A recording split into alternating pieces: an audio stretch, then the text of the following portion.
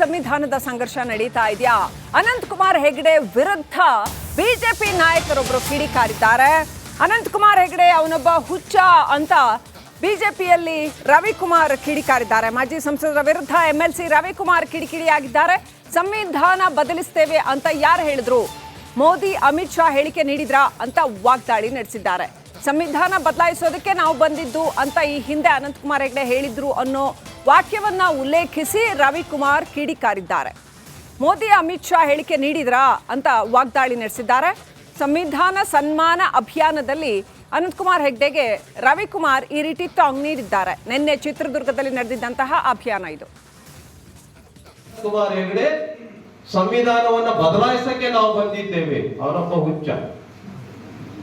ಯಾರು? ಅನಂತಕುಮಾರ್ ಹೆಗ್ಡೆ. ನೆಹರು ಪ್ರಧಾನಮಂತ್ರಿ ಹೇಳಿದ್ರ? ಯಾರು RSS ನ ಸರಸಂಘ ಚಾಲಕರು ಹೇಳಿದ್ರ? ಅನಂತಕುಮಾರ್ ಹೆಗ್ಡೆ ಸಂವಿಧಾನವನ್ನು ಬದಲಾಯಿಸಕ್ಕೆ ನಾವು ಬಂದಿದ್ದೇವೆ. ಅವರೊಬ್ಬ ಹುಚ್ಚ. ಯಾರು? ಅನಂತಕುಮಾರ್ ಹೆಗ್ಡೆ. ನೆಹರು ಪ್ರಧಾನಮಂತ್ರಿ ಹೇಳಿದ್ರ? ಯಾರು RSS ನ ಸರಸಂಘ ಚಾಲಕರು ಹೇಳಿದ್ರ? ಯಾರೋ ಬರ್ದಿರ್ಬೋದು ಅಂತ ಅವಜ್ಞೆ ಮಾಡ್ತಾರೆ. ಆಕ್ಚುಲಿ ಏನ್ ನಡೀತಾ ಇದೆ ಕಾಂಗ್ರೆಸ್ನಲ್ಲಿ? ಶ್ರೀಲಕ್ಷ್ಮಿ, ನೀವು ಗಮನಿಸಬಹುದು 2022ರಲ್ಲಿ ನಡೆದಂತಹ ಸಿದ್ದರಾಮೋತ್ಸವ ಕಾರ್ಯಕ್ರಮಕ್ಕೂ ಕೂಡ ಸಾಕಷ್ಟು ವಿರೋಧ ಪಕ್ಷದಲ್ಲೇ ಆಗಿತ್ತು. ಆದರೂ ಕೂಡ ಇದು ಪಕ್ಷದ ಕಾರ್ಯಕ್ರಮ ಅಲ್ಲ, ಇದು ಸಿದ್ದರಾಮಯ್ಯ ಅವರ ಹುಟ್ಟುಹಬ್ಬದ ಕಾರ್ಯಕ್ರಮ ಅಂತೇಳಿ ಅವತ್ತು ಸಿದ್ದರಾಮೋತ್ಸವ ದಾವಣಗೆರೆಯಲ್ಲಿ ನಡೀತು. ಅದು ಯಶಸ್ವಿ ಕೂಡ ಆಯಿತು. ಆಮೇಲೆ DCM DK ಶಿವಕುಮಾರ್ ಅವರು ಕೂಡ ಆ ಕಾರ್ಯಕ್ರಮದಲ್ಲಿ ಭಾಗಿಯಾದರು. ರಾಹುಲ್ ಗಾಂಧಿ ಅವರು ಕೂಡ ಬಂದಿದ್ರು. ಈಗ ಸಿದ್ದರಾಮಯ್ಯ ಅವರಿಗೆ ನೈತಿಕ ಬಲ ತುಂಬಬೇಕನ್ನುವಂಥ ನಿಟ್ಟಿನಲ್ಲಿ ಅಹಿಂದ ಸಮಾವೇಶವನ್ನು ಆಯೋಜನೆ ಹಾಸನದಲ್ಲಿ ಆಗಿರ್ತಕ್ಕಂಥದ್ದು. ಇದಕ್ಕೆ ಈ ಸದ್ಯಕ್ಕೆ ವಿರೋಧ ಕೂಡ ವ್ಯಕ್ತವಾಗ್ತಾ ಇದೆ. ಆದರೂ ಕೂಡ ಇದು ಪಕ್ಷದ ವೇದಿಕೆಯಲ್ಲಿ ಆಗ್ತಾ ಇರತಕ್ಕಂಥ ಕಾರ್ಯಕ್ರಮ ಆಗಿರೋದ್ರಿಂದ, ಅಹಿಂದ ವರ್ಗಗಳು ಸೇರಿ ಮಾಡ್ತಾ ಇರತಕ್ಕಂಥ ಕಾರ್ಯಕ್ರಮ ಆಗಿರೋದ್ರಿಂದ ಸಹಜವಾಗಿ ಇದು ಪಕ್ಷದಲ್ಲಿ ಒಡಕು ಮೂಡಿಸುತ್ತೆ. ಆ ಕಾರಣಕ್ಕಾಗಿ ಇದಕ್ಕೆ ಬ್ರೇಕ್ ಹಾಕಿ ಅನ್ನುವಂಥ ಸಂದೇಶ ಹೈಕಮಾಂಡ್ಗೆ ಕಳಿಸಿದ್ದಾರೆ. ಆದರೂ ಕೂಡ ಇದು ಅಹಿಂದ ಸಮಾವೇಶ ಆಗಿರೋದ್ರಿಂದ ಮತ್ತು ಇದು ಕಾಂಗ್ರೆಸ್ ಪಕ್ಷಕ್ಕೂ ಮತ್ತು ಸಿದ್ದರಾಮಯ್ಯ ಅವರಿಗೆ ಇದಕ್ಕೆ ಸಂಬಂಧ ಇಲ್ಲದಿರೋದ್ರಿಂದ, ಸಿದ್ದರಾಮಯ್ಯ ಅವರ ಬೆಂಬಲಿಗರು ಸಚಿವರು ಇದಕ್ಕೆ ಒಂದಷ್ಟು ಭಾಗಿಯಾಗಿದ್ದಾರೆ. ಸಿದ್ದರಾಮಯ್ಯ ಅವರು ಪರೋಕ್ಷವಾಗಿ ಬೆಂಬಲ ಇದ್ದರೂ ಕೂಡ ಅಹಿಂದ ಒಂದಷ್ಟು ಸಂಘಟನೆಗಳು ಸೇರಿ ಮತ್ತು ಅವರ ವಿಚಾರಧಾರಣೆಯನ್ನು ಮತ್ತು ಸಿದ್ದರಾಮಯ್ಯ ಅವರಿಗೆ ನೈತಿಕ ಬೆಂಬಲವನ್ನು ತುಂಬುವ ಕಾರಣಕ್ಕಾಗಿ ಮಾಡ್ತಾ ಇರೋ ಸಮಾವೇಶ ಆಗಿರೋದ್ರಿಂದ ಹೈಕಮಾಂಡ್ ಕೂಡ ಇದರಲ್ಲಿ ಮುಗು ತೋರ್ಸಕ್ಕೆ ಹೋಗಲ್ಲ ಅನ್ಸುತ್ತೆ. ಯಾಕಂದ್ರೆ ಪತ್ರ ಬಂದಿರಬಹುದು, ಕಂಪ್ಲೇಂಟ್ ಆಗಿರಬಹುದು, ಆದರೂ ಕೂಡ ಇದು ಅಹಿಂದ ವರ್ಗಗಳು ಸಿದ್ದರಾಮಯ್ಯ ಅವರಿಗೆ ಬೆನ್ನಿಗೆ ನಿಂತಿದ್ದಾವೆ ಅನ್ನುವಂಥ ಒಂದು ಸಂದೇಶ ಹೋಗಬೇಕು ಮತ್ತು ಬಿಜೆಪಿ ಮಾಡ್ತಕ್ಕಂಥ ಆರೋಪಗಳಿಗೆ ಒಂದು ಎದುರೇಟನ್ನು ಕೊಡುವಂಥ ಕೆಲಸಗಳು ಕೂಡ ಈ ಸಮಾವೇಶದ ಮೂಲಕ ಆಗಬೇಕು ಅನ್ನುವಂಥ ಕಾರಣಕ್ಕಾಗಿ ಈ ಒಂದು ಹಾಸನದಲ್ಲಿ ಸಮಾವೇಶನ ಆಯೋಜನೆ ಮಾಡಲಾಗಿದೆ. ಆದರೂ ಕೂಡ ವಿರೋಧ ವ್ಯಕ್ತವಾಗ್ತಾ ಇದೆ. ಹೈಕಮಾಂಡ್ನಿಂದ ಯಾವ ಈ ಒಂದು ವಿರೋಧಕ್ಕೆ ಉತ್ತರ ಕೊಡ್ತಾರೆ ಅನ್ನುವಂಥದ್ದು ಬಹಳ ಪ್ರಶ್ನೆ ಆಗುತ್ತೆ. ಮತ್ತು ಇಲ್ಲಿ ಪ್ರಶ್ನೆ ಎತ್ತಿದವರು ಅಂತವರು ಬಹಳ ದೊಡ್ಡ ಮಟ್ಟದ ನಾಯಕರು ಅನ್ನುವಂಥದ್ದು ಕೂಡ ಇಲ್ಲ. ಹಾಗಾಗಿ ಸಹಜವಾಗಿ ಇದು ಒಂದಷ್ಟು ಆಕ್ಷೇಪಗಳು ವ್ಯಕ್ತವಾದರೂ ಕೂಡ ಸುಗಮವಾಗಿ ಈ ಸಮಾವೇಶ ಆಗಬಹುದು. ಶ್ರೀಲಕ್ಷ್ಮಿ, ಥ್ಯಾಂಕ್ ಯು ಬಸವರಾಜ್ ಡೀಟೇಲ್ಸ್ಗಾಗಿ. ಇನ್ನು KPCC ಅಧ್ಯಕ್ಷ ಪಟ್ಟದ ಮೇಲೆ KN ರಾಜಣ್ಣ ಕಣ್ಣು ವಿಚಾರಕ್ಕೆ ಸಂಬಂಧಪಟ್ಟಂತೆ DK ಶಿವಕುಮಾರ್ KN ರಾಜಣ್ಣ ಅವರಿಗೆ ಟಾಂಟ್ ಕೊಟ್ಟಿದ್ದಾರೆ. ಮೀಡಿಯಾದಲ್ಲಿ ರಾಜಕೀಯ ನಡೆಯೋದಿಲ್ಲ, ರಾಜಕೀಯ ನಡೆಯುವಂಥ ಜಾಗನೇ ಬೇರೆ, ಮೀಡಿಯಾದ ಮುಖಾಂತರ ನಡೆಯೋದಲ್ಲ ಅಂತ, ಮೀಡಿಯಾದಲ್ಲಿ ಚರ್ಚೆ ಮಾಡೋದು ಸೂಕ್ತ ಅಲ್ಲ ಅಂತ DK ಶಿವಕುಮಾರ್ ಹೇಳಿದ್ದಾರೆ. ಪರೋಕ್ಷವಾಗಿ KN ರಾಜಣ್ಣಗೆ DCM DK ಶಿವಕುಮಾರ್ ಟಾಂಗ್ ಕೊಟ್ಟಿದ್ದಾರೆ. ಕಾರಣ ಚರ್ಚೆ ಮಾಡೋಕ್ಕೆ ಮೀಡಿಯಲ್ಲಿ ಯಾವತ್ತೂ ರಾಜಕೀಯ ನಡೆಯಲ್ಲ. ಮೀಡಿಯಲ್ಲಿ ಯಾರು ರಾಜಕಾರಣ ಚರ್ಚೆ ಮಾಡೋಕ್ಕೆ ಯಾರಿಗೂ ಸೂಕ್ತ ಅಲ್ಲ, ಯಾವ ಪಾರ್ಟಿಗೂ ಸೂಕ್ತ ಅಲ್ಲ. ಮೀಡಿಯಲ್ಲಿ ಯಾವತ್ತೂ ರಾಜಕೀಯ ನಡೆಯಲ್ಲ. ಮೀಡಿಯಲ್ಲಿ ಯಾರು ರಾಜಕಾರಣ ಚರ್ಚೆ ಮಾಡೋಕ್ಕೆ ಯಾರಿಗೂ ಸೂಕ್ತ ಅಲ್ಲ, ಯಾವ ಪಾರ್ಟಿಗೂ ಸೂಕ್ತ ಅಲ್ಲ. ಮೀಡಿಯಲ್ಲಿ ಯಾವತ್ತೂ ರಾಜಕೀಯ ನಡೆಯಲ್ಲ.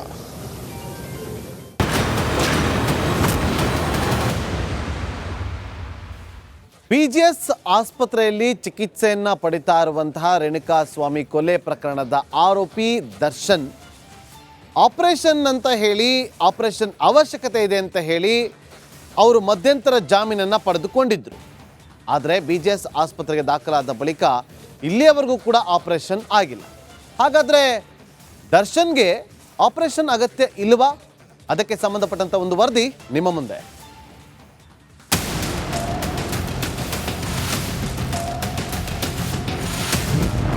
ಆರೋಪಿ ದರ್ಶನ್ಗೆ ಸರ್ಜರಿ ಅಗತ್ಯವಿಲ್ವಾ? ಬೆನ್ನು ನೋವಿಗೆ ಫಿಸಿಯೋಥೆರಪಿ ಸಾಕ.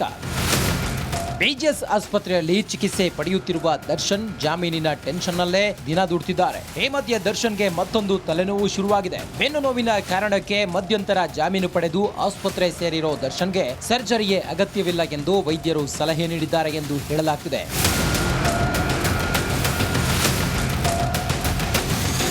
ದರ್ಶನ್ಗೆ ಸರ್ಜರಿ ಅಗತ್ಯ ಇಲ್ಲ, ಫಿಸಿಯೋಥೆರಪಿ ಸಾಕು ಎಂದು ವೈದ್ಯರು ಹೇಳ್ತಿದ್ದಾರಂತೆ. ಸದ್ಯ ದರ್ಶನ್ 90 ನಿಮಿಷಗಳ ಕಾಲ ಫಿಸಿಯೋಥೆರಪಿ ಮಾಡಿಸಿಕೊಳ್ಳುತ್ತಿದ್ದಾರಂತೆ. ಫಿಸಿಯೋಥೆರಪಿಯಿಂದ ದರ್ಶನ್ ಆರೋಗ್ಯದಲ್ಲಿ ಚೇತರಿಕೆ ಕಂಡು ಬರ್ತಿದ್ದು ಕಾಲು ಬೆನ್ನು ನೋವು ಶಮನವಾಗ್ತಿದೆಯಂತೆ.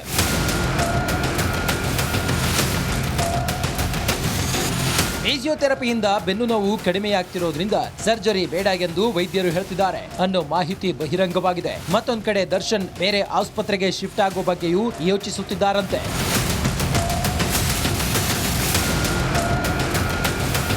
ದೀಪ್ತಿ ತೊಳ್ಪಾಡಿ, ರಿಪಬ್ಲಿಕ್ ಕನ್ನಡ, ಬೆಂಗಳೂರು.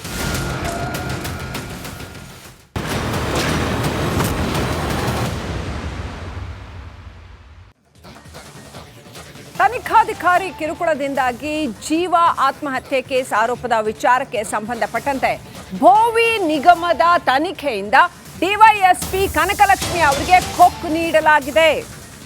ಬನಶಂಕರಿ ಠಾಣೆಯಲ್ಲಿ ದಾಖಲಾಗಿದ್ದಂತಹ ಒಂದು ಕೇಸ್ ಇದು. ಯಾವುದೇ ತನಿಖೆ ನಡೆಸಬೇಡಿ ಅಂತ ಕನಕಲಕ್ಷ್ಮಿ ಅವರಿಗೆ ಹಿರಿಯ ಅಧಿಕಾರಿಗಳು ಸೂಚನೆ ಕೊಟ್ಟಿದ್ದಾರೆ. ಸಿಐಡಿ ಹಿರಿಯ ಅಧಿಕಾರಿಗಳು ಕನಕಲಕ್ಷ್ಮಿಗೆ ಈ ಸೂಚನೆ ಕೊಟ್ಟಿದ್ದಾರಂತೆ. ವೀಕ್ಷಕರೇ, ಇದು ರಿಪಬ್ಲಿಕ್ ಕನ್ನಡದ ಇನ್ವೆಸ್ಟಿಗೇಷನ್ ಸ್ಟೋರಿ.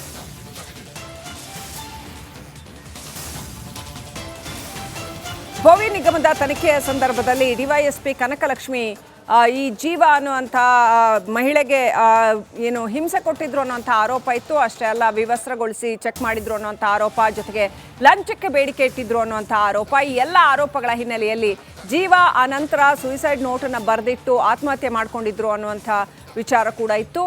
ಇದೆಲ್ಲದರ ಹಿನ್ನೆಲೆಯಲ್ಲಿ ಈಗ ಡಿವೈಎಸ್ಪಿ ಕನಕಲಕ್ಷ್ಮಿ ಅವರಿಗೆ ತನಿಖೆಯಿಂದ ದೂರ ಉಳಿಯುವಂಥ ಸೂಚನೆ ಕೊಡಲಾಗಿದೆ. ರೈಟ್, ನಮ್ಮ ಪ್ರತಿನಿಧಿ ನಾಗರಾಜ್ ಕನೆಕ್ಟ್ ಆಗಿದ್ದಾರೆ. ಈ ಬಗ್ಗೆ ಇನ್ನಷ್ಟು ಡೀಟೇಲ್ಸ್ ಪಡ್ಕೊಳ್ಳೋಣ. ನಾಗರಾಜ್, ಬಹಳ ಸೂಕ್ಷ್ಮವಾದಂಥ ಒಂದು ಕೇಸ್ ಇದು. ಜೀವ ಸಾಮಾನ್ಯ ಮಹಿಳೆ ಕೂಡ ಅಲ್ಲ, ಆಕೆ ವಕೀಲರಾಗಿದ್ದಂಥವ್ರು, ಜೊತೆಗೆ ಅವರು ಕೈಗಾರಿಕೆ ನಡೆಸ್ತಾ ಇದ್ದಂಥವ್ರು. ಹಾಗಾಗಿ ಅವರು ಸೂಯಿಸೈಡ್ ನೋಟ್ ಬರೆದಿಟ್ಟು ಆತ್ಮಹತ್ಯೆ ಮಾಡ್ಕೊಂಡ್ರು ಪ್ರಕರಣ. ಜೊತೆಗೆ ಡಿವೈಎಸ್ಪಿ ಕನಕಲಕ್ಷ್ಮಿ ಅವರಿಗೆ ಈಗ ತನಿಖೆಯಿಂದ ದೂರ ಉಳಿರಿ ಅಂತ ಹೇಳಿದ್ದಾರೆ ಅಂತ. ಏನೆಲ್ಲ ಇದೆ ಈ ಬಗ್ಗೆ ಅಪ್ಡೇಟ್, ಜೊತೆಗೆ ಯಾವ ಹಾದಿಯಲ್ಲಿ ತನಿಖೆ ಸಾಗ್ತಾ ಇದೆ?